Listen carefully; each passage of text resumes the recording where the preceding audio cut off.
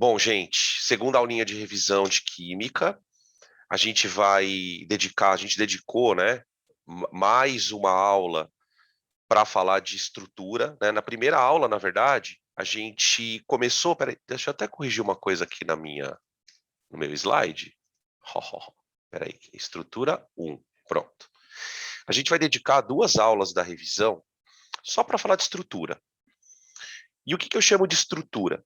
Toda a parte de composição atômica, né? E que é o que a gente vai discutir na aula de hoje, tabela periódica, que tem uma relação com a estrutura, e depois na segunda parte, que seria a aula 3, né, de revisão, a gente deixa para falar de ligação iônica, ligação covalente, geometria, tem uma série de coisas ainda que a gente tem que discutir a respeito de estrutura, tá? Então, essa aula a gente vai tentar fazer um apanhado dos modelos atômicos e falar um pouquinho de tabela periódica, tá? Olhando para a prova do Enem, a gente vai perceber que nos últimos 4 anos, o Enem tem costumeiramente cobrado questões de modelo atômico. Tá? Era um assunto que até um tempo atrás a gente não via aparecer na prova, e aí apareceu Jabor, apareceu Dalton, apareceu Rutherford. Então, é um assunto que tem sido cobrado nos últimos anos. Então, se a gente for fazer um raio-x, né, dos últimos Enems aí, é um assunto que tem aparecido. Tabela periódica aparece bem menos, né? Se você procurar exercício de tabela periódica no Enem, você vai encontrar pouca coisa, né? A tabela periódica é importante que a gente estude a tabela periódica, ou que a gente relembre algumas questões, porque a gente vai trazer alguns conceitos da tabela periódica para entender ligação química, né? A gente só consegue, por exemplo, entender a diferença de uma ligação polar por uma ligação apolar, ou até mesmo uma ligação iônica para uma ligação covalente, né? Se você entende o conceito de eletronegatividade, se você entende o conceito de caráter metálico, né? Essas propriedades a gente toma contato na parte de tabela periódica, tá bom?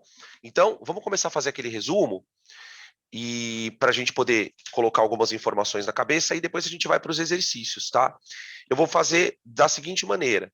Como são basicamente 2 tópicos, né? Tabela e modelos, a gente faz um resumo de modelos, dá uma lembrada nos tópicos mais importantes, faz alguns exercícios, e depois vai para a parte de tabela, tá bom? Pode ser assim? Então vamos lá. Eu vou projetar primeiro eu vou fazer um rascunho aqui, bem rápido, e depois eu projeto uns slides para a gente poder falar, né?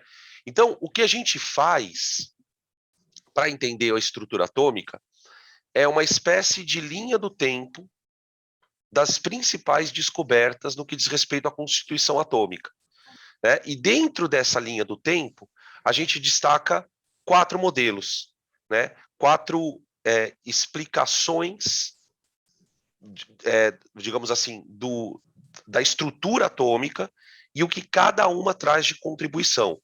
É importante lembrar que desses 4 modelos, 3 deles estão associados a experiências.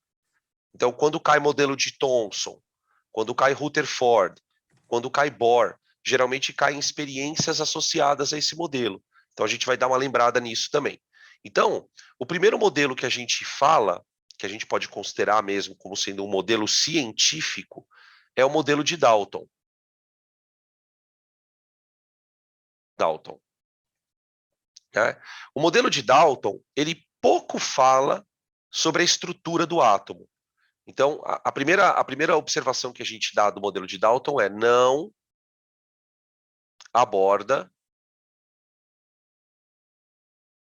questões estruturais. Estruturais. O Dalton não fala sobre elétron, eletrosfera, núcleo, né? Para o Dalton, o átomo é, de fato, uma esfera maciça. Maciço, indivisível, indestrutível.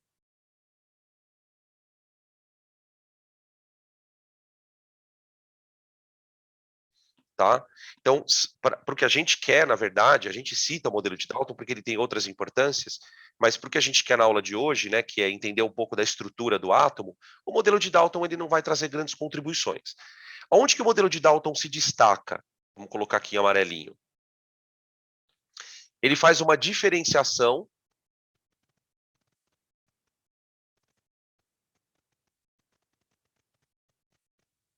entre os elementos químicos. Ele é o primeiro cara que vai, de fato, tentar estabelecer uma diferença entre os átomos. Então, afinal de contas, né, o que o carbono tem de diferente do hidrogênio? O que o hélio tem de diferente do nitrogênio? Né? Ele vai abordar essa diferença em dois aspectos: o tamanho dos átomos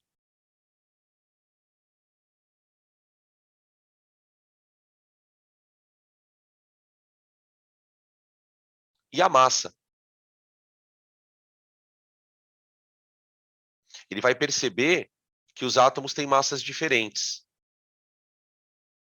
Então é daqui que começa a nascer o conceito de massa atômica, massa molecular, né? Porque ele vai perceber que um átomo de hidrogênio tem um comportamento químico diferente, por exemplo, na questão de ligações. Então, o hidrogênio ele faz um certo número de ligações, enquanto outros átomos fazem outras ligações, mas ele vai falar muito dessa questão da diferença de massa e do tamanho dos elementos. Tá? Uma outra coisa que ele fala que merece a gente destacar é a combinação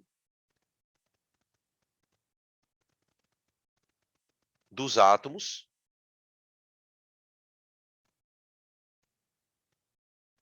a partir de proporções. A partir de proporções. Ele vai começar a perceber que quando uma substância se forma, para que essa substância seja formada, os átomos têm que se combinar. Então, por exemplo, no caso da água, ele vai em combinação de hidrogênio e oxigênio. Porém, ele percebe que essa combinação ela não se dá ao acaso. Quando o hidrogênio vai se combinar com o oxigênio para produzir água, essa combinação acontece numa proporção fixa. No caso da água, 2:1. Né? E é aqui que eu acho que é o postulado dele que mais nos interessa, porque aqui está a base do cálculo estequiométrico. É aqui que nasce a ideia de proporção que a gente usa tanto na estequiometria, tá bom? Beleza?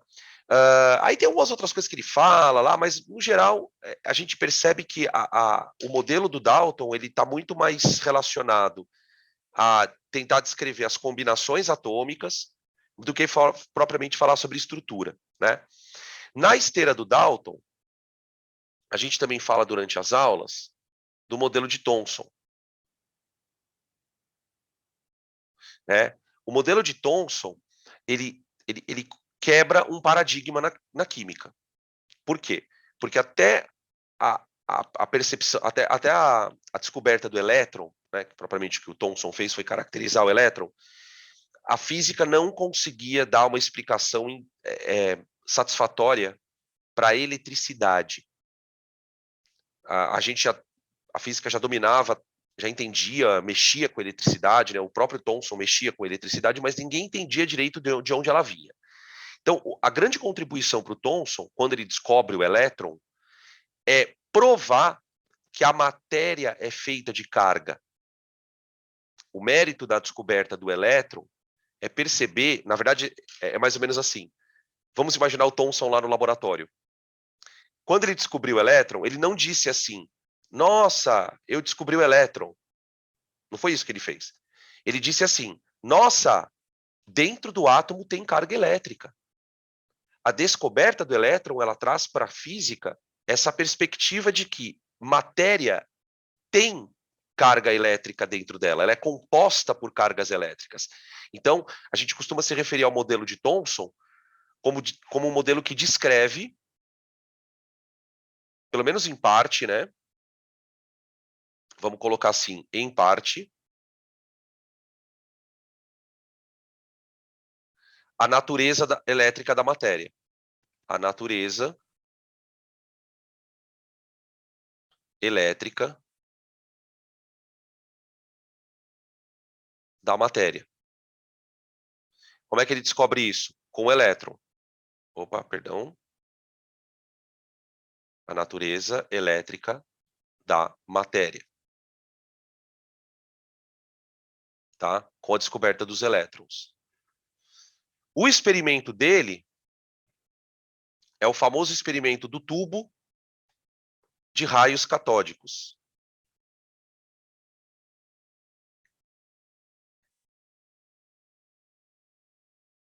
Tá? Que durante o exercício a gente vai comentar, eu vou mostrar aqui para vocês depois. Tá? Beleza? Essa é a grande a contribuição do Thomson no conceito de átomo. É claro que no momento em que Thomson faz a descoberta do elétron, os físicos já estavam trabalhando na descoberta da carga positiva, que é o próton, né? Tá? A descoberta do núcleo, como sendo uma estrutura positiva, ela veio de Rutherford. Rutherford. Tá? Rutherford. A descoberta do Rutherford ela foi significativa por quê? Porque ela complementa aquilo que o Thomson fala. Então, o Thomson fala da carga negativa. Ok. O Rutherford vai falar da existência de um núcleo. Esse núcleo ele seria central,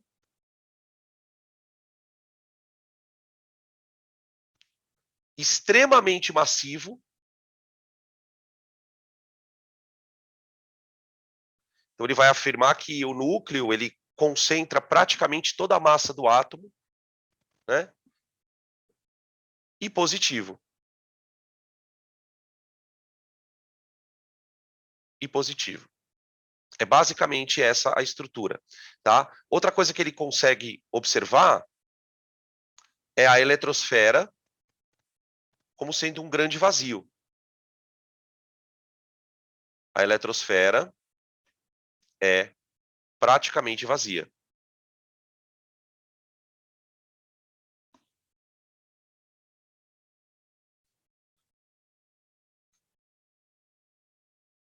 Então a gente vai criando aquela imagem mais atual, né, do átomo, que a gente acaba se apoiando para poder estudar química, que é uma estrutura central, maciça, positiva, e uma estrutura praticamente vazia, onde estariam os elétrons, né? O Thomson, como ele não havia descoberto a existência do núcleo, ele ainda acredita que o átomo é uma estrutura que não tem vazios, né? Todo mundo aqui deve lembrar da expressão que a gente usa para se referir ao modelo do Thomson, né? O pudim de passas.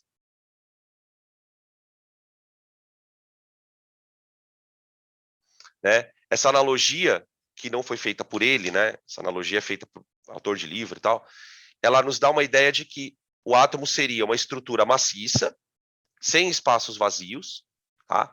As passas seriam os elétrons, cada uma com a sua carguinha negativa, e o pudim em si, a massa do pudim, seria a carga positiva. Então, a carga positiva para o Thomson, ela está distribuída no átomo. Para o Rutherford, a carga positiva ela está concentrada no núcleo. Tá? Tudo bem? O experimento do Thomson, do Rutherford, foi o bombardeamento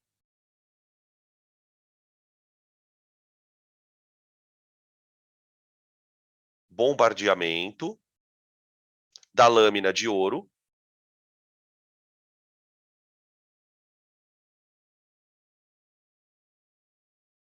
com radiação alfa. Essa radiação foi emitida do átomo de polônio. Não sei se vocês lembram disso na aula, tá?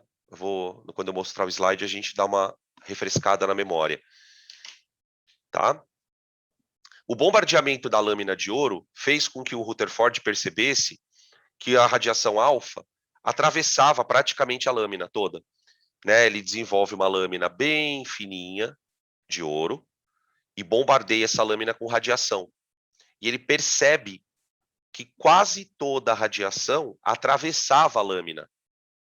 Então a suposição dele nesse momento foi, bom, peraí, se quase toda a radiação atravessa a lâmina, é porque o átomo está cheio de espaço vazio, tá bom? Beleza? Depois esse modelo é complementado com a descoberta do nêutron, né? Logo, uns 20 anos depois, os caras conseguem isolar o nêutron, e aí você tem a estrutura atômica que a gente considera, que basicamente é que a gente usa para estudar, né? Próton e nêutron no núcleo e o elétron com a eletrosfera, tá? Esses modelos, eles são modelos muito pautados, principalmente o modelo de Rutherford, né? Esses modelos eles são muito pautados na mecânica clássica, né? Então, para você entender o átomo de Rutherford, você imagina uma bolinha negativa, que seria o elétron, orbitando ao redor de uma coisa positiva. Então, a descrição que ele vai dar para o átomo, ela está muito apoiada nessa ideia de atração de positivo e negativo, de que o núcleo faria uma espécie de força centrípeta para atrair a carga, né? Só que essa explicação, e a gente aqui já está falando do século XX, né, primeira década do século XX, essa explicação do Rutherford, ela não satisfazia algumas perguntas da física, né? A sensação que dava no modelo de Rutherford é que tinha alguma coisa faltando para poder explicar o átomo, né? Depois do modelo de Rutherford, a gente começa a entrar na mecânica quântica, né? Então, depois do Rutherford, a gente segue nessa linha do tempo, vamos dizer assim, né? Falando do modelo de Bohr, tá? O modelo de Bohr é o que mais aparece. Por quê? Porque o modelo de Bohr é mais complexo. O modelo de Bohr leva outros fatores que não uma força de atração só em consideração, tá? Então, ó, tira print dessa tela para a gente falar um pouquinho do modelo de Bohr. E aí depois eu mostro os slides para vocês, tá? Para a gente dar uma lembrada. Tira print aí. Deixa eu ver se eu... Acho que eu preciso colocar um outro slide aqui, peraí. Qualquer coisa vocês gritam aí, tá, gente? Se precisar explicar alguma coisa que vocês queiram detalhar mais, me chama aqui. Pronto. Bom, vamos falar um pouquinho do modelo de Bohr, né? O modelo de Bohr, ele é o primeiro modelo, eu digo primeiro porque depois do de Bohr veio o modelo quântico propriamente dito, né? Que começa a considerar aspectos quânticos, né? O Bohr ele traz a mecânica quântica para a química, né? O que o Bohr fez com a química, gente, é o que o Einstein fez com a física, né? Ele traz uma visão diferente para explicar os fenômenos. E tanto um quanto o outro vão usar a ideia da mecânica quântica. O Einstein vai explicar lá o efeito fotoelétrico a partir da mecânica quântica, e o Bohr vai tentar explicar o átomo a partir da mecânica quântica, né? O Bohr ele fez um modelo atômico para o átomo de hidrogênio. Então, o modelo de Bohr é conhecido como modelo de Bohr para o átomo de hidrogênio, que é o átomo mais simples. A gente estuda bastante o modelo de Bohr, né, no começo do ano, porque ele é super difícil, mas o que a gente às vezes não fala muito é que o modelo de Bohr, ele logo foi questionado. Por quê? Porque ele não funciona para átomos que têm muito próton, muito elétron. A explicação do Bohr, ela é muito rasa, mas o que ela traz, mas por que, que a gente fala dele, né? Por que, que o Enem gosta dele, os vestibulares gostam? Porque as considerações que ele traz são considerações que até então não se pensavam. Então, o que ele fala, né, de tão estranho, vamos lembrar algumas coisas aqui. Primeiro, ele traz um conceito que é muito bizarro, que é o conceito de órbita eletrônica. Opa, órbita eletrônica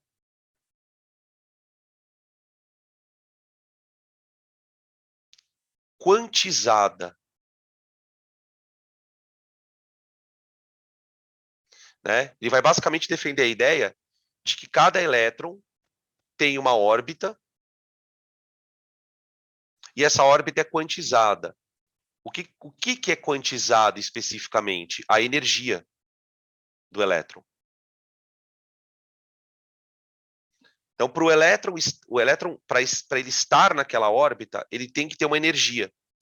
E essa energia é constante. Essa energia é constante, tá? O que ele prevê no modelo é que essa energia, embora ela seja constante, você pode modificar a energia do elétron. Como? Você pode excitar o átomo. A excitação pode acontecer por meio de luz, a excitação pode acontecer por meio de calor, a excitação pode acontecer por meio de energia elétrica, no campo elétrico, né? De qualquer maneira, quando você dá energia para o átomo, alguns elétrons absorvem essa energia. E essa absorção de energia vai causar o que ele chama de transição eletrônica.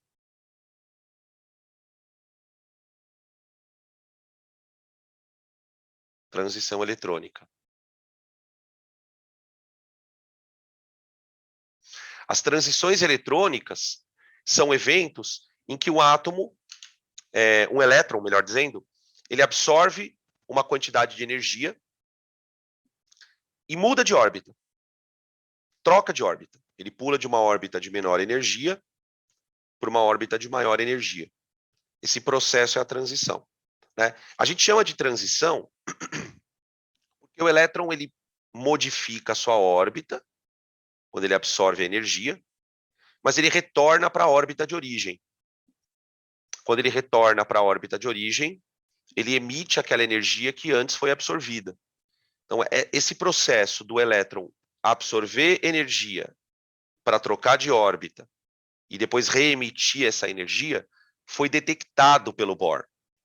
Foi detectado. Na verdade, os físicos já tinham detectado isso, mas ninguém conseguia explicar esse tipo de situação. O átomo pega a energia e devolve, pega e devolve, né?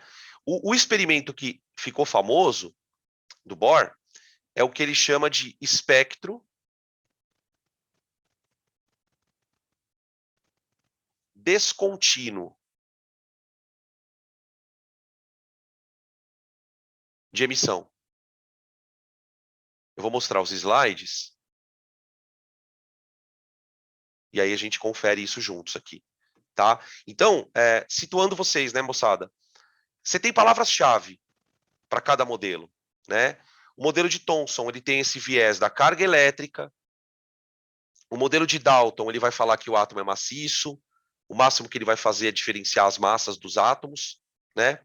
O modelo de Rutherford está muito concentrado na ideia do núcleo, em falar do núcleo, descrever o núcleo, e o Bohr vai falar das órbitas eletrônicas, e não dos elétrons propriamente dito, né? O elétron já tinha sido caracterizado pelo Thomson. Então, quando vocês forem ler as questões, procurem palavra-chave, procurem expressão-chave, para que vocês matem a questão, tá? Beleza? Eu vou mostrar aqui alguns slides, se vocês me permitirem, para depois a gente entrar nas questões, tá? Que eu selecionei algumas, eu não selecionei em ordem, fui pegando algumas questões da lista, e aí eu vou mostrando para vocês aqui, tá? Eu vou descompartilhar aqui a tela e já compartilho para vocês os slides. Revisão literalmente falando, né? Porque a gente está pegando alguns slides do ano que nós trabalhamos durante o ano e estamos repassando aqui para a gente ver o que a gente já falou de coisas. Então, ó, vamos falar um pouquinho dos modelos aqui. Peraí. Aqui. Aqui a gente fala dos atomistas, né? A gente, quando fala do atomismo, a gente fala geralmente do Demócrito, Grécia Antiga. Né? Por que a gente cita a Grécia Antiga quando vai falar de átomo? Porque os gregos criaram essa ideia do atomismo, né? A ideia de que o todo é feito por partes. Então a gente acaba falando dos gregos não porque os gregos construíram um modelo propriamente dito de átomo. Não tinha experimentação, não tinha verificação, não tinha levantamento de hipótese, nada. Era tudo filosofia, né? Sem a verificação, né? E essa ideia, na verdade, por incrível que pareça, ela contamina os químicos que a gente está citando aqui. O Dalton, ele tinha convicção de que o átomo existia e era dessa forma. Ele era maciço, indestrutível, né? Basta a gente fazer uma conta aqui bem rápida, né? A gente tem registros do atomismo de 400 anos antes de Cristo, ok? Quando é que a gente foi descobrir o elétron? Em 1850, segunda metade do século XIX. Então, quer dizer, por mais de 2000 anos, a ideia de que o átomo era maciço era cristalizada. Por isso que a gente acaba falando dos gregos, né? Quando é que a gente vai perceber que o átomo não é indivisível? Quando a gente descobre que tem carga dentro dele. Quer dizer, na medida em que o Thomson descobre o elétron, ele vai conseguir mostrar que o átomo é menor do que o que se achava, tá? Aqui a gente tem os postulados de Dalton, bem rapidamente. Eu queria destacar alguns, tá? Ó, desses postulados, qual que a gente poderia destacar assim que é bem interessante, ó? O E, né? As reações químicas correspondem a uma reorganização de átomos. E F, os compostos são formados pela combinação de átomos de elementos diferentes em proporções fixas, tá? As outras hipóteses, a gente pode refutar todas elas. Toda matéria é composta por minúsculas partículas denominadas átomos? Não. O átomo não é a menor partícula. Os átomos de um determinado elemento são idênticos em massa? Nem sempre. Vide o caso dos isótopos, né? Os isótopos são átomos do mesmo elemento, mas que têm massa diferente. Átomos de diferentes elementos apresentam massas e propriedades diferentes? Tem átomo de diferente elemento que tem a mesma massa, os isóbaros, né? As propriedades são diferentes. Então, se você pega a propriedade do carbono, pega a propriedade do oxigênio, quando ele fala propriedade, né, o número de ligações, o tipo de ligação, então tudo bem.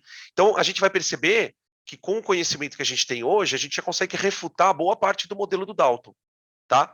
O que a gente confirma ainda hoje, né? O item E e o item F, que são hipóteses que até agora é o que se mostra mesmo, tá? Beleza?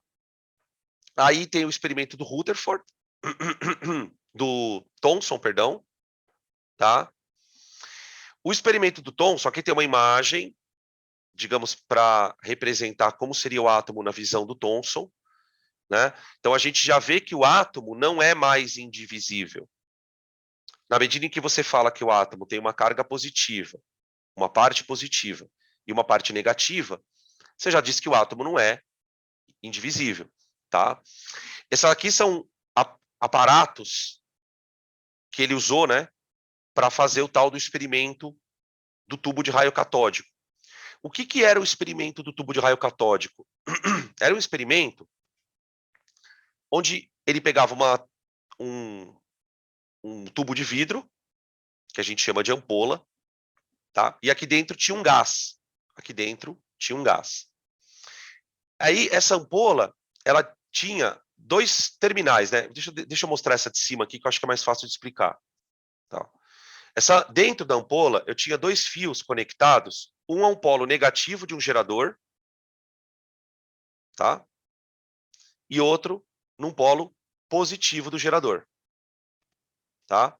O que o Thomson percebia? Que quando ele ligava essa ampola, aparecia aqui uma luz. A análise dessa luz mostrou para ele que o que estava circulando aqui não era luz só. Você tinha partículas de carga negativa, essas partículas saíam do polo negativo do gerador, atravessavam a ampola. Essa emissão de luz é porque essas partículas estavam sendo excitadas, tá? E essas partículas se movimentavam na direção do polo positivo, tá? Aqui tem um outro experimento um pouquinho melhorado. Tá? O que ele fez? Ele pegou esse feixe de luz, fez esse feixe de luz atravessar uma fenda, tá vendo? Ó? Então aqui você tem o polo negativo do gerador, aqui você tem o polo positivo do gerador, e aqui a tal da luz misteriosa. O que ele fez? Ele cortou um buraquinho aqui, ó, de tal maneira que a luz passava por aqui e ficava um feixe. Quando esse feixe entra dentro dessas duas placas, que também são carregadas, elas são carregadas por um outro gerador aqui, tá vendo? Ó? Essa luz ela sofre um desvio.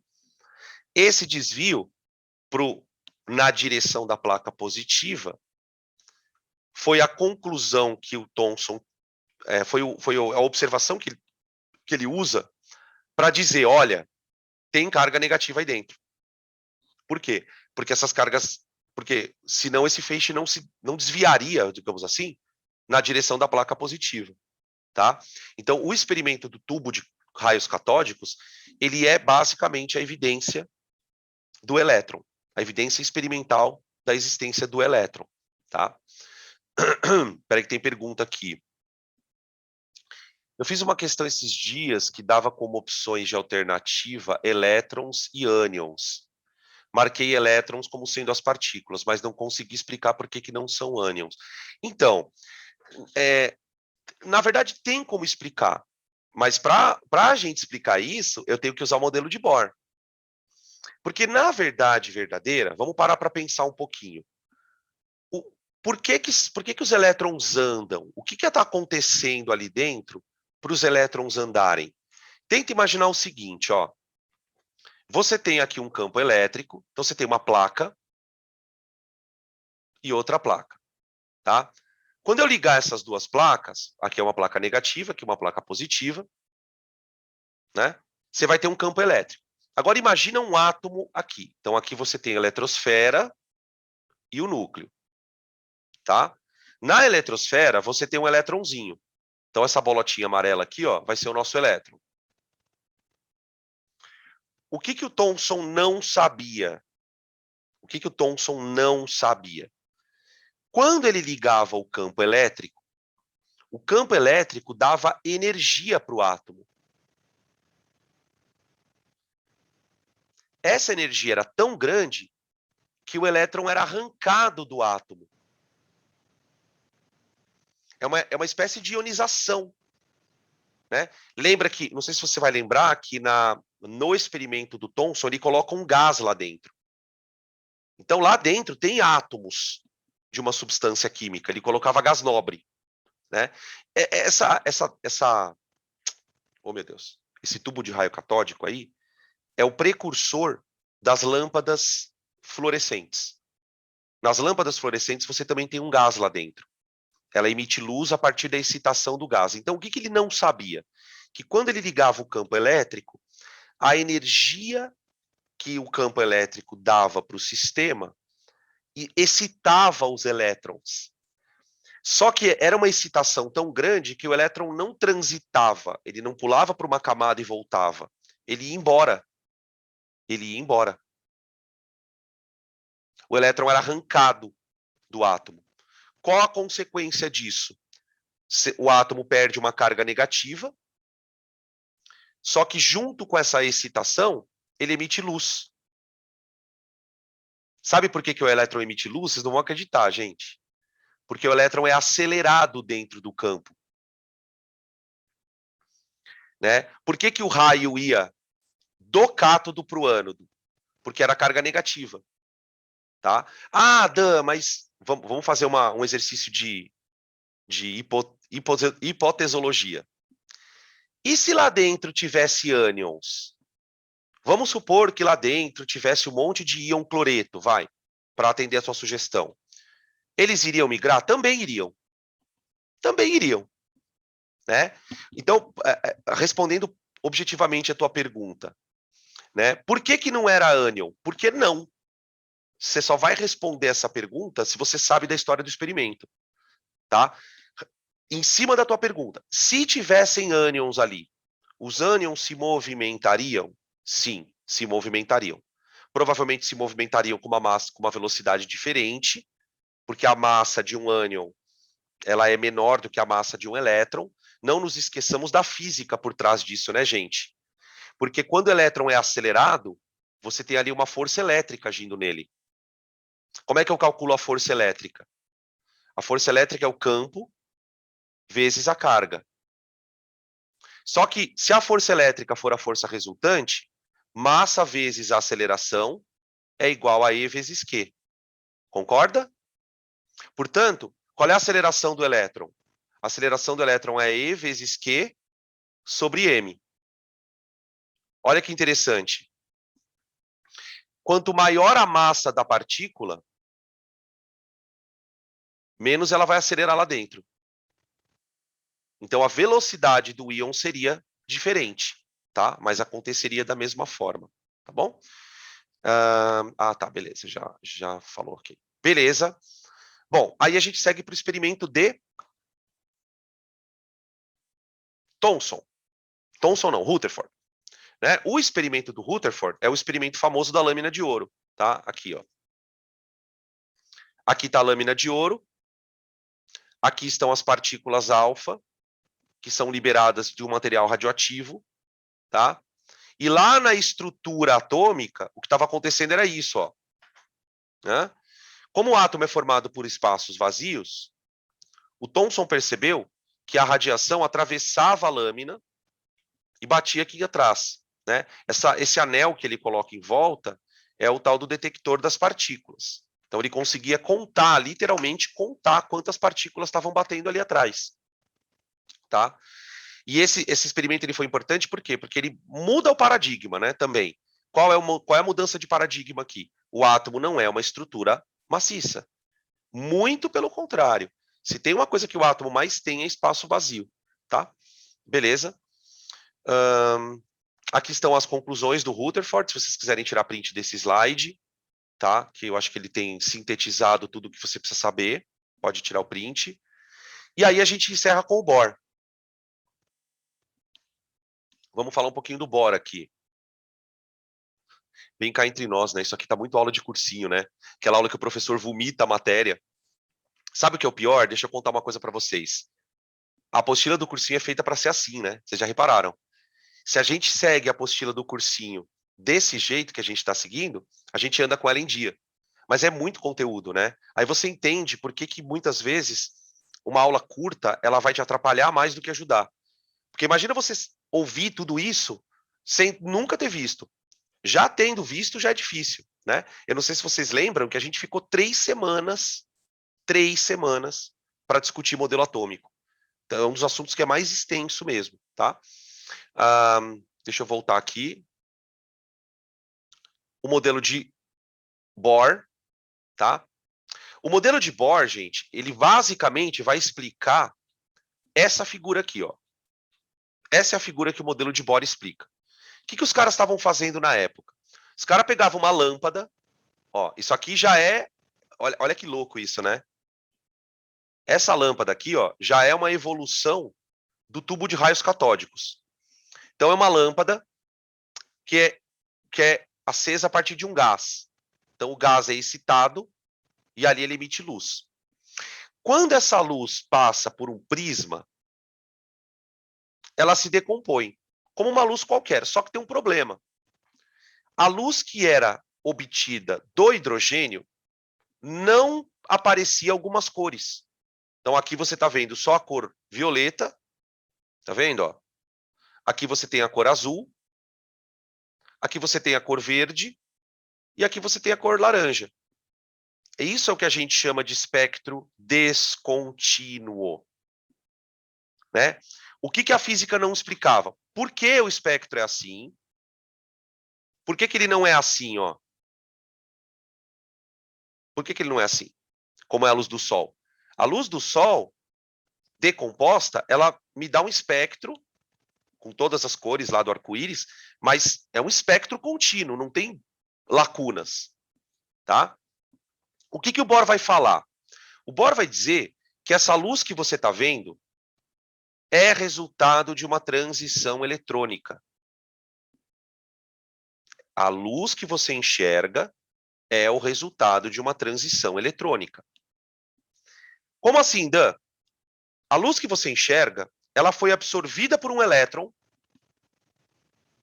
o elétron pulou de órbita, e quando ele retorna para a órbita de origem, ele reemite a luz, na forma de fóton. Né? Ele usa, inclusive, o mesmo termo que o Einstein usa, né, na teoria do fotoelétrico dele, que é o termo fóton. Tá? Beleza? Ele vai basicamente falar isso aqui, ó. Aqui tem uma imagenzinha que eu acho que... Peraí, se vocês quiserem, printa isso aqui, ó. Aqui estão as... Eu não vou ler tudo isso, tá, gente? Mas depois eu deixo para vocês lerem, tá? Beleza? E aqui você tem o desenho. Aqui você tem o desenho, tá? Aqui é o átomo no estado natural dele. Peraí. Aqui, ó, é o átomo no estado natural. Então, aqui o núcleo. E o elétronzinho na sua órbita, tá? Cada órbita tem uma energia. Quando a energia é absorvida pelo elétron, ele transita para uma órbita de maior energia. Aqui ele está no estado excitado, que a gente chama, tá? Então, absorve a energia e muda de órbita. Acontece que como a órbita que ele estava, que é a 1, é uma órbita mais estável, a tendência do elétron é retornar para essa órbita. E é nesse retorno que ele emite a energia. Ele emite a energia, né? Cada lacuna pode ser da 1 para 2, da 2 para 3, tem um intervalo de energia. É esse intervalo de energia que o átomo absorve e depois reemite, tá? É basicamente essa a ideia, tá bom? Beleza? Para a gente situar, tinha milhões de outras coisas para falar, mas acho que tá bom por hora. Por hora tá bom. Deixa eu trocar aqui. Opa. Vamos lá para os exercises, né? Aqui. Separei alguns de modelo atômico, tá? Questão número 2 do Enem. Questão número 2. Em 1808, olha de quando é, né? 2019. Fresquinha, né? Não é uma questão antiga. Em 1808, Dalton publicou seu famoso livro, Um Novo Sistema de Filosofia Química, do original, A New System of Chemical Philosophy, no qual continha os 5 postulados que serviriam como alicerce da primeira teoria atômica da matéria fundamentada no método científico. Está ali os 5 postulados. Com base no modelo atual, qual dos postulados ainda é correto? Vou deixar vocês pensarem aí. Dá uma lida nos postulados. Deixa eu fazer uma coisa para facilitar a vida de vocês aqui. Pronto. Aí, ó. Aí fica mais fácil de ler. Qual dos postulados ainda é considerado correto? Bom, vamos ver um por um aqui, né? A matéria é constituída de átomos indivisíveis, não. Todos os átomos de um dado elemento são idênticos em massa, não. Diferentes elementos químicos têm diferentes tipos de átomos, em particular, seus átomos têm diferentes massas, às vezes não. Você tem os isóbaros, né? Se você quiser anotar na frase 3 aí, por que ela está falsa? Isóbaros, né? A 2, a gente pode falar dos isótopos.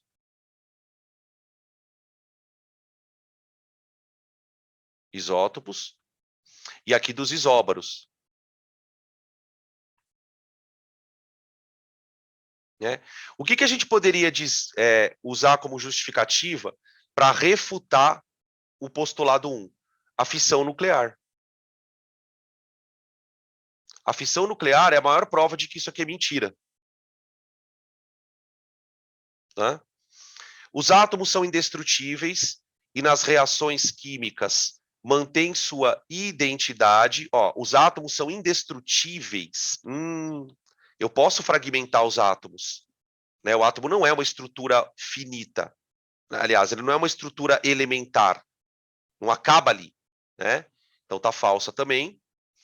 E aí, a 5, né? Que é aí, átomos de elementos combinam-se com átomos de outros elementos em proporções de números inteiros e pequenos, tipo 1 para 2, 2 para 1, 2 para 3, né? Para formar os compostos. Então é a 5 alternativa E. Tá? Beleza? Próxima. Olha lá. Eu não sei se era essa questão que você estava falando aqui. Peraí, que tem uma pergunta aqui. Dan, A1 não seriam as partículas subatômicas e a fissão, fusão nuclear? É, isso. Aqui, né, você está falando? Peraí, deixa eu voltar aqui. Aqui. A matéria é constituída de átomos indivisíveis, né? Se você está se referindo a essa 1 aqui, é isso mesmo. Você tem as partículas subatômicas até menores do que próton, né? Você tem neutrino, quark, tá? E aí, só uma observação, né, em cima da tua pergunta. No limite, o elétron vai deixar de ser partícula, né? A mecânica quântica atribui ao elétron um caráter de onda. De onda. Então, quer dizer, no limite, nem partícula é, né? Uma coisa muito doida. Tá? Ó, olha aqui ó, a questão que você tinha falado. É essa, né? Ah, tá aqui, eu tô lendo aqui. É essa mesmo. Olha lá. É o tipo da questão, gente, que na hora da prova, você tem que meter o louco. Você olha para a figura e nem lê o enunciado. Vai lá no elétron. Vai lá no elétron. Né? Por quê? Porque a pergunta dele é justamente essa. Ó. A radiação invisível detectada nas ampolas é constituída por... É uma questão super simples, só que você já tem que ter visto isso na vida. Né? Por quê? Porque o máximo que você consegue chegar, vamos supor que você nunca tenha visto esse assunto. O teu bom senso ele vai ficar em dúvida entre duas alternativas, que foi o que o Arthur tinha citado aqui, né? Porque, ó, ele mostra no desenho, ele mostra o raio saindo, aqui, ó. E aí, quando ele entra aqui, ele começa a defletir, ó. Então, você olha para isso e fala, porra, esse raio é negativo. Mas ele é negativo por quê? Né? E o cara que montou a questão, ele foi maldosinho, porque ele colocou ânion e elétron, que foi o que deu a dúvida no Arthur, tá? Beleza? Então a resposta é D de doido, elétron. É uma questão que não tem raciocínio, né? Você tem que saber o conteúdo. Isso é meio chato, né? Tá aí a questão 14. Vamos lá, tem mais outra aqui. Olha lá, 19. 19. Um teste de laboratório permite identificar alguns cátions metálicos ao introduzir uma pequena quantidade de material numa chama do bico de Bunsen. Todo mundo aqui já tentou pôr fogo em sal, né? Quando você põe sal na chama do fogão, ela fica laranja. Esse experimento, ele é uma forma bem simples de você provar o modelo de Bohr. Então você pega compostos de diferentes elementos, composto cloreto de sódio, sulfato de cobre, e aquece. O aquecimento vai fazer cada elemento emitir uma chama de cor diferente. Essa chama de cor diferente é o resultado das transições. Ele fala aqui, ó. E você vê que o enunciado é bem curto, né? Você já tem que ter visto alguma vez isso na vida, né? Olha o que ele fala. A cor observada é proveniente da emissão de radiação eletromagnética. Então, quer dizer, você está vendo a cor porque o átomo está emitindo luz. Ao ocorrer o quê? Então, essa luz, ela é proveniente de um fenômeno. De um fenômeno. Qual é o fenômeno? A transição eletrônica, né? Então, mudança de fase sólida para líquida, não. Combustão de cátion metálico. Cátion não queima. Quem queima é composto orgânico. Diminuição da energia cinética dos elétrons, não. Transição eletrônica de um nível mais externo para outro mais interno. Olha lá. Olha lá. Quando ele volta para a camada de origem, voltou para a camada de origem, ele emite a luz, tá? Alternativa D de doido. D de doido. Tá aí. Beleza? Peraí. Diminui aqui. Acho que tem mais uma de modelos aqui. Ah, Dalton, tá, larga a mão. Vamos entrar na parte de tabela. Vamos entrar na parte de tabela. Tá? Eu quero saber se vocês têm alguma dúvida de atomística aqui. Modelos atômicos. Vocês veem que as questões que caem são sempre para você situar os modelos, né? É bem por aí a coisa. Tá? Deixa eu voltar aqui. Tabela periódica. Espera aí que eu vou abrir um slide sobre tabela para a gente bater um papo aqui. Aí, pronto. Bom, como eu disse para vocês, né, gente, a parte de tabela periódica é uma parte que você precisa saber mais para aprender alguns conceitos. Dizer que cai em vestibular, cai menos. Os vestibulares tradicionais costumam cair mais bem pouquinho, tá? Por quê? Porque você é como se fosse um pré-requisito. Então, saber tabela periódica vai te permitir saber outras coisas. Tem duas coisas que eu queria comentar sobre tabela. A primeira é a questão da estrutura, né? Como assim a estrutura? Existe uma relação entre a posição do elemento na tabela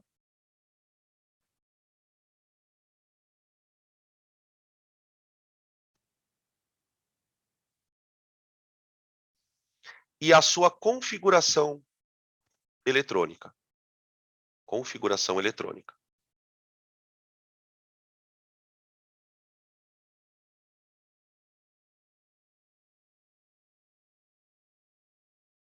Então, a gente vai observar que pela configuração do diagrama de Pauli, a gente consegue estabelecer a posição do elemento na tabela. Dentro dessa premissa, a tabela separa os elementos em grupos,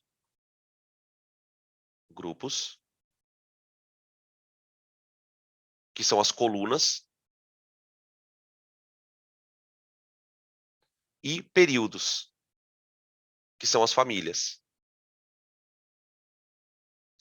As famílias não, perdão, as linhas. Tá? Cada uma desses posicionamentos, né, cada uma dessas informações, vai me dar uma característica da configuração eletrônica. Né?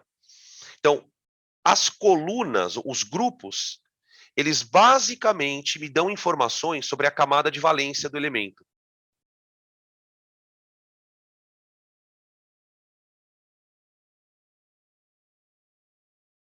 Por exemplo, vamos pegar um exemplo. Qualquer elemento da família 1A terá uma camada de valência do tipo NS1. A distribuição eletrônica desses caras termina em NS1. Tá? O que é o N, professor? É o número de camadas que o elemento tem. Então, o hidrogênio está no primeiro período, tem uma camada só. Então, a distribuição dele é 1s1. Sódio, lítio, a distribuição termina em 2s1. 3s1, 4s1 para o potássio e assim por diante. Né? Para os elementos dos blocos S, você tem as camadas de valência NS1 e NS2. Né? Os elementos do bloco P, o que é o bloco P? O bloco P é tudo isso aqui, ó. Tudo isso aqui é bloco P. Tirando o hélio, né? Tirando o hélio. Esses caras têm uma camada de valência do tipo NS2, NPX, onde o X varia de 1 a 6. Tá? Beleza? E aí você tem a configuração para os elementos de transição, né? Os elementos daqui do miolo, eles têm o subnível D, né? O subnível de maior energia, subnível mais energético, é do tipo D. Vocês lembram o que é um subnível mais energético, gente? Na prática, né? O que ele... Porque, assim, o nome dele já é meio explicativo, né? O subnível mais energético é o que tem mais energia, de todos os subníveis. Mas, na prática, como é que eu acho esse subnível? Como é que você encontra ele? Pelo diagrama, né? Olha lá, então apareceu aqui, é o que tem o último elétron, exatamente. Você vai seguindo o diagrama de Pauling, aonde você parar é o subnível de maior energia, tá? Subnível maior energético é o D. Por isso que tem 10 colunas aí nos elementos de transição, porque o subnível dele pode ter elétrons variando de 1 a 10, né? Então ele tem ali os elétronzinhos dele, tá bom? Tá, essa é a parte mais geral da tabela periódica. Daí tem os nomes das famílias, né? Tem que lembrar, metal alcalino, alcalino terroso, os que tem nome, né? Halogênio 7A, calcogênio 6A, gases nobres, tá? Beleza? Tudo bem isso? No curso, a gente gastou uma aula inteira para falar isso. A gente falou 2 horas desse assunto. Explicamos tudo direitinho, destrinchamos a tabela, tá? Numa segunda etapa, o que a gente fez? A gente trabalhou com as propriedades periódicas. Então, eu vou trocar aqui o slide. Espera aí. Deixa eu abrir um outro slide aqui para eu. Aqui. Deixa eu colocar aqui.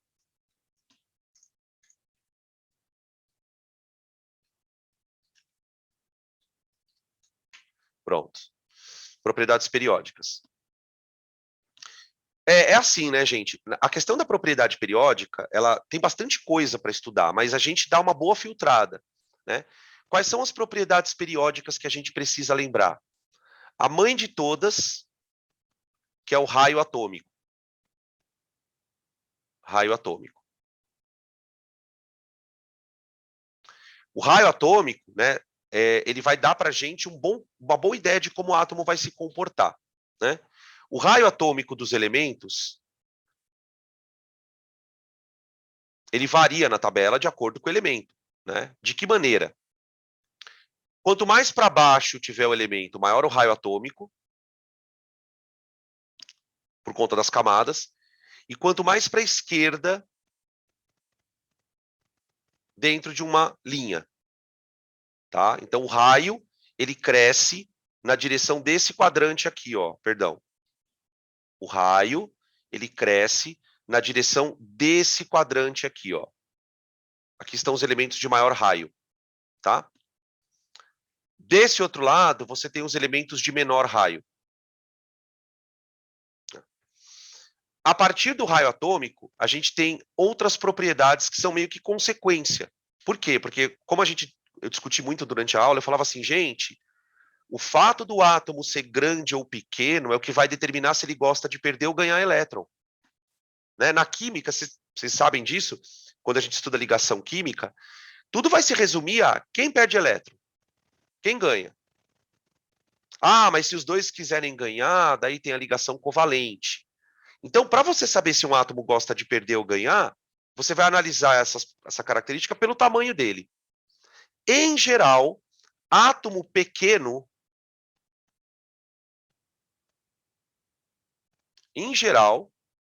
átomo pequeno tem uma tendência a ganhar elétron. Tendência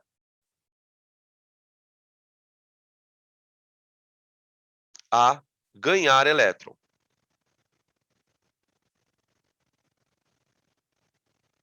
Tá? Se o átomo tem raio grande,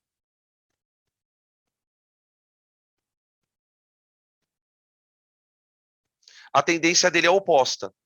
Tendência a doar elétron. Tendência a doar elétrons.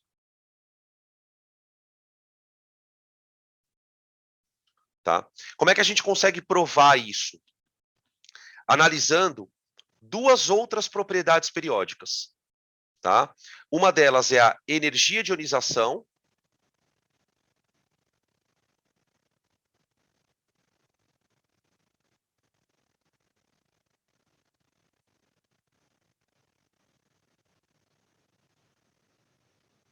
E a outra é a afinidade eletrônica. Eu vou colocar a eletronegatividade, que a gente usa mais.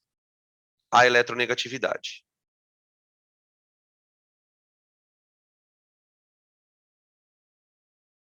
Tá? A energia de ionização, gente, está associada à facilidade que o átomo tem de perder elétron. Facilidade que o átomo tem de se tornar um íon. Tá? O que a gente observa quando você analisa a energia de ionização na tabela? Vamos colocar aqui a nossa esqueminha de resumo. Ó. Onde estão os átomos mais difíceis para ionizar? Aqui nesse canto da tabela. Ó. A energia de ionização aumenta nessa direção.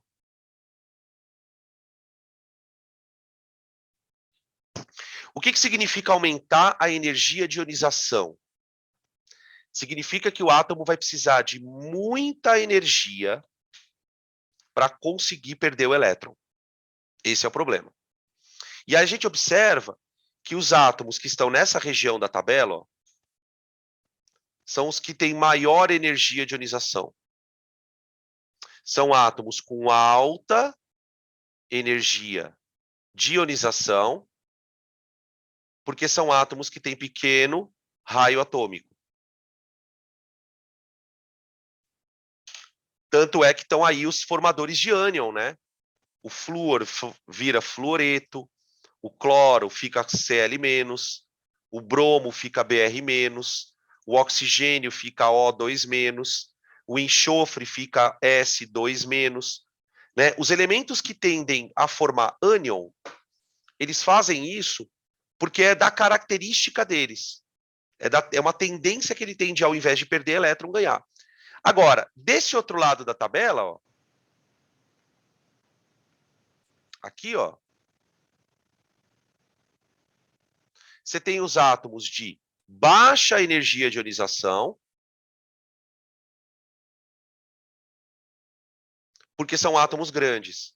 São os átomos que formam cátion. Então, o raio atômico ser grande faz com que a tendência do átomo, ao invés de ser uma tendência de ganhar elétron, ela seja uma tendência de perder o elétron. Tá? Beleza? Tudo bem? Agora, para a eletronegatividade. A eletronegatividade é a tendência do átomo de puxar elétron. Né? Onde estão os átomos mais eletronegativos? São aqueles mais difíceis de ionizar. Olha lá. Vê como coincide. A eletronegatividade, ela varia assim também, ó. Ela aumenta assim. Então, só um detalhe, tá? A eletronegatividade, ela não é definida para alguns gases nobres. Tem gás nobre que não tem eletronegatividade. Por quê, Dan? Porque você só consegue saber se um átomo gosta de puxar elétron ou não quando ele se liga com o outro. Você tem que ligar o átomo para ver se ele gosta de puxar o elétron. Como alguns gases nobres não fazem ligação, tipo, por exemplo, o hélio não faz ligação química. Então, não tem como você definir a eletronegatividade dele. Tá? Então, ó, nesta região, estão os átomos de maior eletronegatividade. São os que são mais difíceis de perder elétron.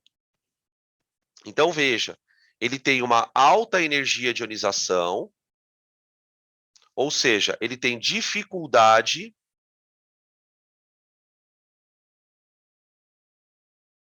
de formar cátion.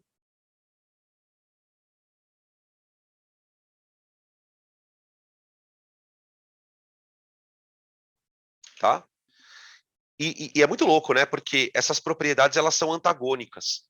Quanto maior for a dificuldade do elemento de formar cátion, maior vai ser a facilidade para ele formar ânion. Né? E vice-versa. Por exemplo, você nunca vai ver, em hipótese nenhuma, um metal com NOx negativo. Pode perceber. Metal não tem NOx negativo. O máximo que metal faz é 0 de NOx. Mas você não vai encontrar um ferro com NOx -1, um ouro com NOx -2. Não tem. Por quê? Porque metal não gosta de ganhar elétron tanto, por mais que ele seja nobre. Por mais que o metal seja nobre. Formar ânion ele não vai. Tá? Beleza? Por isso que faz sentido a gente pensar, né, gente, já meio que dando spoiler da aula que vem, por que a ligação iônica é entre metal e não metal? Por que é assim? Porque é um doador e um receptor de elétron. A ligação iônica preconiza o quê? A troca de elétrons. A gente vai trocar, eu vou transferir elétron para um outro elemento. Tá? Tudo bem? Tranquilo? Acho que dá para a gente fazer as questões agora, né? As que sobraram ali. Eu separei mais algumas questõezinhas. Se vocês quiserem que eu comente mais alguma coisa aqui, fiquem à vontade, tá? Em alguns livros, em algumas apostilas, aparece o termo eletropositividade. Vamos colocar eletropositividade aqui, ó. Setinha para baixo e setinha para a esquerda. Ó, eletropositividade.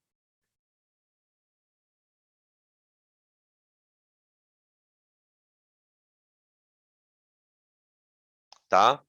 Essa eletropositividade, ela também é conhecida na boca de Matilde, digamos assim, como caráter metálico.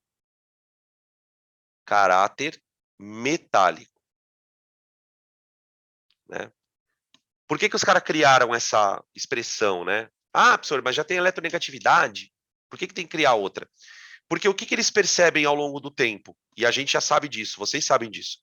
Vocês sabem que tem metal que oxida muito mais fácil que outros, né? Por exemplo, compara aí, vai, zinco e ouro.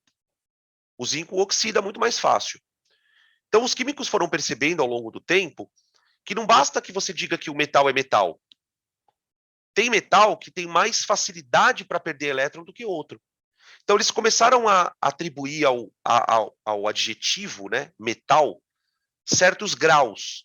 Então, você vai dizer, olha, tal elemento tem maior caráter metálico do que outro, né? Exemplo, a gente pode citar o ouro. O ouro é conhecidamente um metal muito nobre, não é mesmo? Essa nobreza do ouro, ela pode ser explicada pelo caráter metálico muito baixo dele. Ele é um metal porque ele tem brilho, ele é maleável, ele conduz eletricidade, ele tem as características do metal. Mas, quimicamente falando, ele quase não se comporta como um metal, porque ele não oxida. Percebe isso? Então, o caráter, quando você dá a esse adjetivo, né, metálico, a palavra caráter, você consegue ranquear os elementos. Então, aquilo que a gente aprende como potencial de oxidação, lá na pilha, é, na verdade, reflexo do caráter metálico. Então, tipo, por que o sódio tem um potencial de oxidação tão alto? Porque ele tem um baita de um caráter metálico.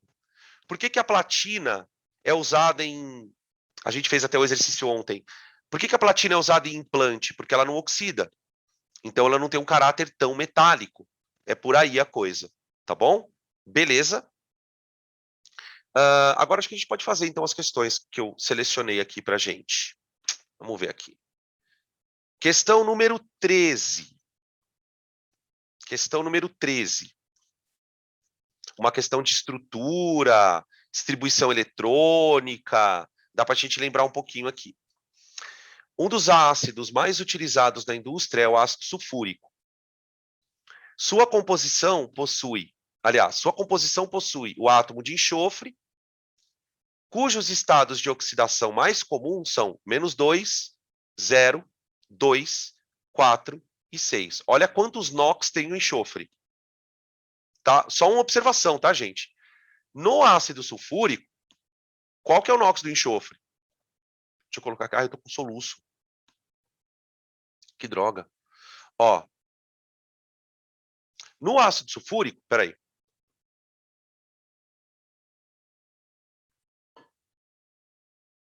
Ai, pronto.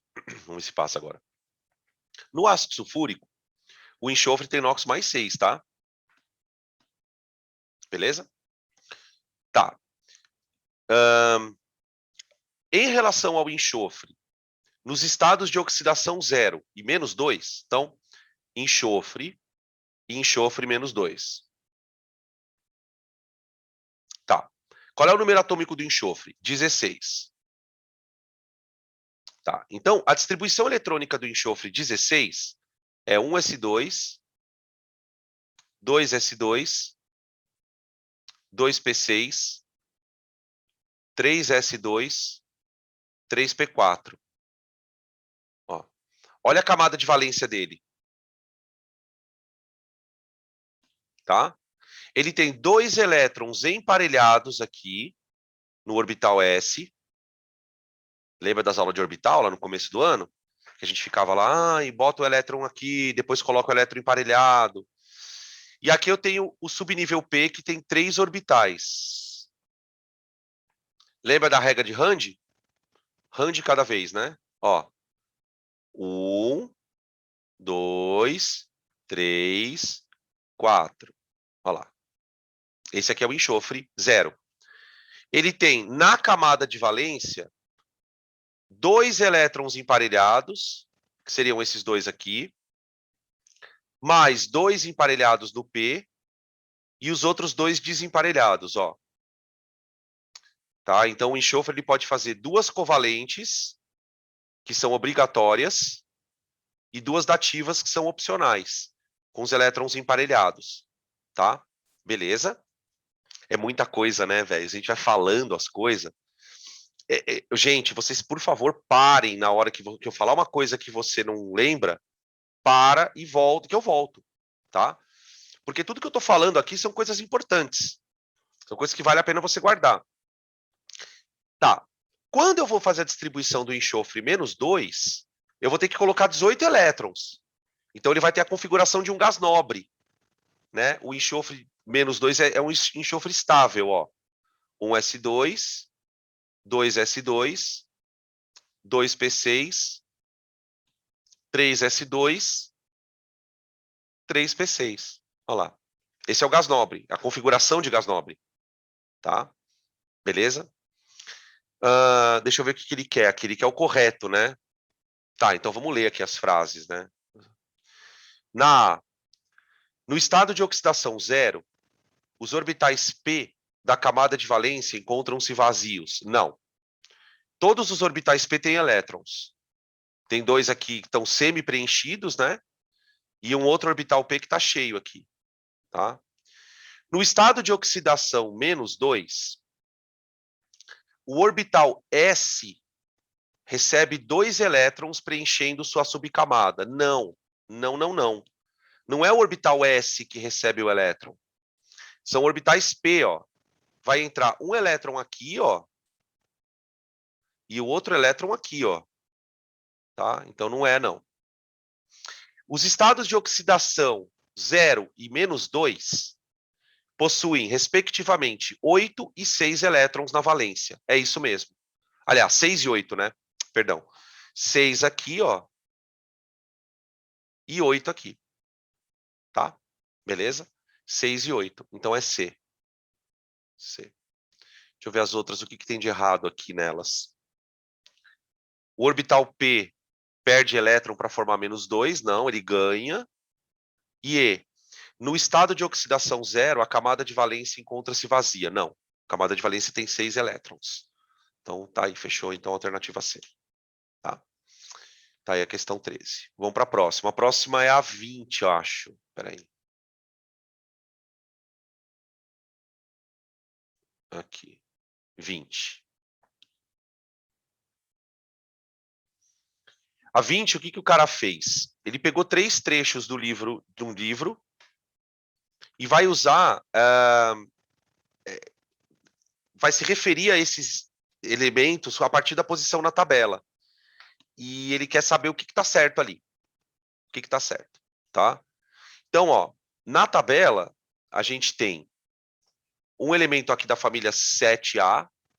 Se você for bom de tabela, você sabe quem é esse elemento, é o flúor, tá? É o flúor. Aqui você tem um elemento que está no segundo período da família do carbono. O carbono está aqui, ó. Esse cara é o silício. Está na família 4A. Tá? E aqui você tem um metal alcalino, ó. Tá? Que é o frâncio. É o frâncio. É o último metal alcalino aqui, ó. Então você tem um ametal, bem eletronegativo, né? Aqui você tem o silício, que é meio que um semimetal, né? E aqui você tem o metal alcalino. Então são bem diferentes os elementos, né? Tá? Bom, vamos lá. Frase 1. Dentre os elementos hipotéticos, o elemento A é o de maior afinidade eletrônica. Professor, o que é afinidade eletrônica? O próprio nome está dizendo. É a afinidade que o átomo tem por um elétron. Tá? Quando um átomo recebe elétrons e ele tem afinidade eletrônica, ele se estabiliza. Por isso que a gente chama de afinidade eletrônica. Ele recebe o elétron e se estabiliza. Né? Só que, gente, me parece um pouco bizarra essa frase. Por quê?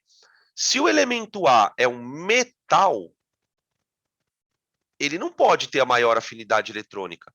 Quem é que a gente espera que tenha afinidade eletrônica maior? O mais eletronegativo. Seria o C, tá? Então a frase 1 está errada. Eu não vou nem continuar lendo. Tá? 2. Dentre os elementos hipotéticos, pode-se afirmar que o elemento B é o de maior eletropositividade. Não. O de maior eletropositividade é o A. É o A. Tá falso. Então deve ser a 3 a verdadeira. Dentre os elementos hipotéticos, pode-se afirmar que o elemento C é o mais eletronegativo, positivo. É isso aí. Ele é o mais eletronegativo porque ele tem o menor raio, né? Então ele tem mais facilidade de puxar elétron para perto dele. Né? Essa questão do raio, ela está muito relacionada à facilidade que o átomo tem de puxar o elétron, né? Porque em essência, né, gente, quem puxa o elétron é o núcleo. É o núcleo. Então pensa comigo. Para um átomo pequeno, o núcleo vai conseguir exercer mais atração sobre o elétron num átomo pequeno. Né? Se um átomo é grande, ou seja, se um átomo tem muitas camadas eletrônicas, a atração que o núcleo exerce sobre essas camadas, ela acaba ficando reduzida. Então o átomo tem mais tendência não de ganhar o elétron, tá? Beleza? Então alternativa C de casa. Tá aí a questão 20. Vamos lá que tem mais aqui. Vamos fazer agora a 19. 19. A questão 19, gente, é uma questão bem cara de Enem. Bem cara de Enem. Tá? Bom, vamos ler aqui o enunciado. As fotocélulas são dispositivos utilizados como substitutos de interruptores que acendem as lâmpadas de casa ou de postes. Aquele tipo de dispositivo que quando você vai chegando perto do lugar, ele acende a lâmpada. Né? É uma célula fotoelétrica. Esses dispositivos baseiam seu funcionamento no efeito fotoelétrico, que foi explicado pelo Einstein. Né? O Einstein usa, ele retoma, olha que interessante isso lá para a física, né? Quando o Einstein ganha o prêmio Nobel pelo efeito fotoelétrico, ele retoma um conceito super antigo da luz. Vamos lembrar que existe toda uma história da dualidade onda-partícula, né? Essa dualidade onda-partícula, ela começa lá na luz. Afinal, o que é a luz? É uma onda ou é uma partícula, né? No momento em que o Einstein ganha o prêmio Nobel, a gente está falando aí de 1910, 11, a ideia vigente na física é a luz é uma onda.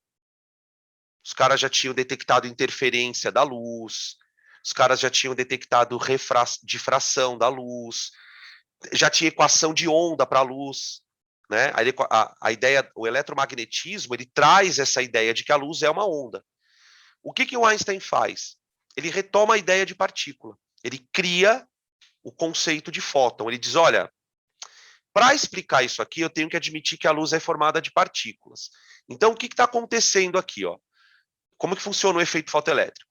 Aqui você tem um composto químico que geralmente é um metal. Tá? Geralmente é um metal. Esses raiozinhos aqui, na verdade, seriam fótons. É a luz, né, sendo atingindo o metal. Mas o que o Einstein vai falar? Ele vai dizer, olha, na verdade, o que acontece? O que a luz é, na verdade, aqui é uma partícula. Então, essa partícula, ela vem, só que ela vem com uma energia. Se essa energia for suficientemente alta, ela vai bater no metal e vai arrancar um elétron. Mais ou menos o que o Bohr falava, né? Mais ou menos o que o Bohr falava. Então, você ilumina o composto, aquela luz excita o átomo, só que o elétron é arremessado. É arremessado, tá? E esse arremesso de elétrons aqui, né, só para concluir a questão do efeito fotoelétrico, ele gera corrente elétrica. É uma corrente elétrica produzida pela luz. a luz ilumina o metal e ele dispara esse feixe de elétrons, tá? Ele quer que a gente aponte aqui na figura, né, nas alternativas, qual alternativa representaria um processo que ilustra isso. Tá?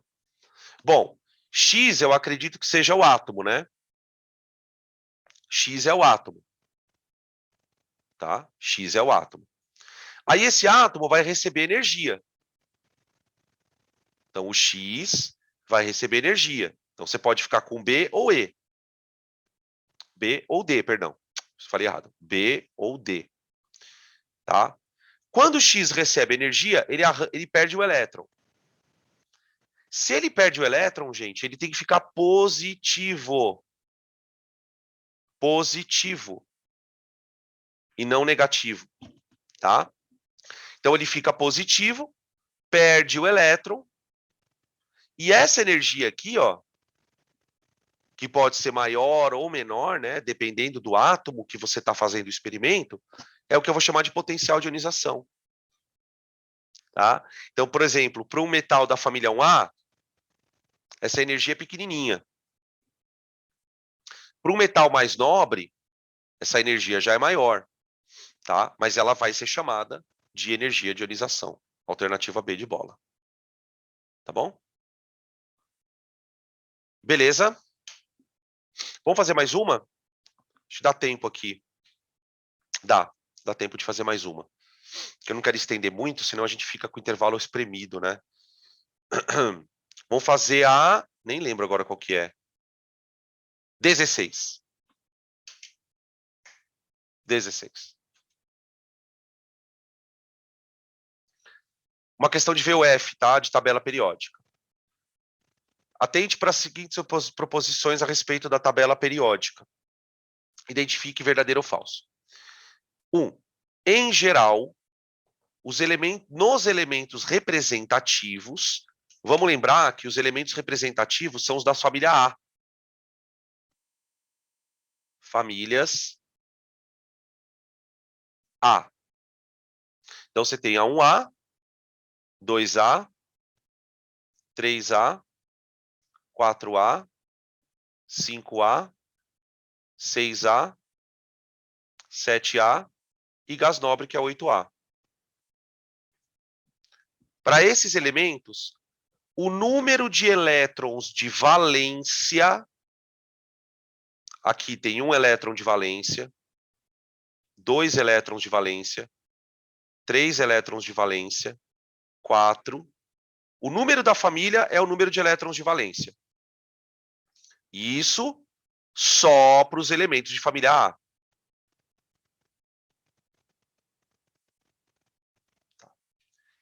Em geral, nos elementos representativos, o número de elétrons de valência cresce da esquerda para a direita.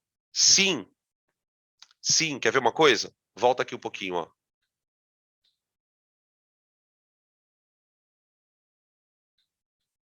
Ó. Família 1A. 1 elétron na camada de valência. Família 2A, 2 elétrons. Aí pula aqui para 3A. 3 elétrons de valência. 4. Aqui, ó. 5. 6. Então vai crescendo da esquerda para a direita. Faz sentido, tá? Faz sentido. Espera aí. Então, 1 é verdadeiro. 1 verdadeiro. 2. Os elementos do grupo B, 2, perdão, são denominados alcalinos terrosos ou terras raras. Isso é uma maldade, né? Terra rara é esses caras aqui, ó. Tô falando que nem tiozão de bar, né? Terra rara é esses caras, ó. Terra rara, gente. Lantanídeos e actinídeos, tá? Não tem nada a ver com alcalino terroso. Isso aqui é terra rara, tá? E aqui, ó, Bela, Magrela, casou com o senhor Barão, família 2A. Bela Magrela casou com o senhor Barão. Tá bom? Então tá falsa a alternativa. Essas questões de VOF é um saco, né? Ainda bem que o Enem não é useiro e vezeiro de fazer isso. Então a 2 está falsa. 3. À medida que a carga nuclear efetiva aumenta, o raio atômico diminui do sódio até o cloro. Gente, o sódio, ele está na família 1A, no terceiro período. Do outro lado da tabela, na 7A, no mesmo período, você tem o cloro. Claro que aqui no meio tem vários elementos. Tá? Mas quando ele compara do sódio para o cloro, ele está comparando no mesmo período. À medida que a carga nuclear aumenta, o que ele quer dizer com carga nuclear aumenta? O número atômico aumenta. Número atômico aumenta.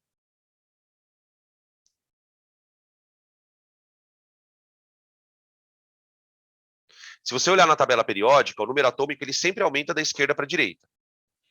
Tá? À medida que o número atômico aumenta, o núcleo ele vai ficando mais positivo, não é? O que vai acontecendo com o raio? O raio diminui? Sim. Sim. O raio diminui. Por quê, Dan? Porque como o núcleo tem mais próton, né, no caso do cloro, se você lembrar, né, o cloro tem número atômico 17. O sódio tem número atômico 11. Só que os dois têm 3 camadas. O cloro, ele tem quase o dobro de próton atraindo as camadas. Então você teria um átomo de sódio com 3 camadas assim, ó. Esse aqui seria o sódio. E o cloro, ele seria assim, ó. As camadas do cloro, elas estão mais condensadas. Por quê? Porque esse cara tem 11 prótons atraindo as camadas. E aqui você tem 17 atraindo. Então essa atração ela acaba ficando mais intensa. O átomo ele fica mais compacto, tá? Então a frase 3 é verdadeira. Eu acho que já dá para matar a questão, né? VFV, já dá para matar. Vamos ver as outras aqui, ó. Uma afinidade eletrônica grande e positiva significa que o ânion é muito estável, porque o átomo tende a aceitar um elétron. Perfeita essa frase. Ter afinidade eletrônica grande significa que o cara aceita de bom grado o elétron, tá? Tá certinho, fechou. E a 18. Os elementos do grupo 18 possuem energia de ionização zero? Não. O grupo 18 é o gás nobre. Os gases nobres, eles têm energia de ionização, mas a energia de ionização deles é meio alta. Tá? O gás nobre não gosta muito de perder elétron, ele está bem estabilizado. Então não é que você não consegue tirar o elétron dele.